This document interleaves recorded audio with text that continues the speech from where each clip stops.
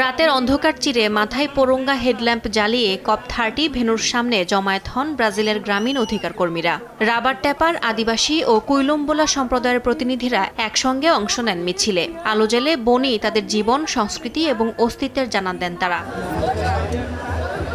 বিক্ষোভকারীরা জানায় ভূমির অধিকার ছাড়া জীবন বাঁচানো অসম্ভব। COP30 সম্মেলনে আদিবাসী প্রতিনিধি দলগুলো দখলকৃত বনভূমির সুরক্ষা, বৈশ্বিক নির্গমন হ্রাসে ধনী দেশগুলোর দায় এবং স্থানীয় সম্প্রদায়ের ভূমির আইনি নিশ্চয়তার মতো দীর্ঘদিনের দাবি পুনর্ব্যক্ত করেন। মিছিলে অংশ নিয়ে ব্রাজিলের পরিবেশমন্ত্রী জানান, আদিবাসী ও বন নির্ভর জনগোষ্ঠীর জ্ঞান ও প্রযুক্তি বনকে বাঁচিয়ে রাখছে। তাদের জীবনযাপন শুধু জীববৈচিত্র্য রক্ষা নয়, কার্বন শোষণেও ভূমিকা রাখছে, যা গোটা পৃথিবীর প্রাণকেন্দ্র হিসেবে কাজ করে। হেডল্যাম্প মার্চ শেষ হয় বনভূমির রক্ষার আহ্বান এবং COP30 থেকে বাস্তবসম্মত প্রতিশ্রুতির দাবি দিয়ে। বিক্ষোভকারীদের মতে জলবায়ু সংকট মোকাবিলায় স্থানীয় সম্প্রদায়ের অধিকার নিশ্চিত করাই হবে সঠিক পথ, যেখানে বন শুধু সম্পদ নয়, হবে টেকসই ভবিষ্যতের মেরুদণ্ড। ইয়াসমিন অনন্যা, সময় সংবাদ।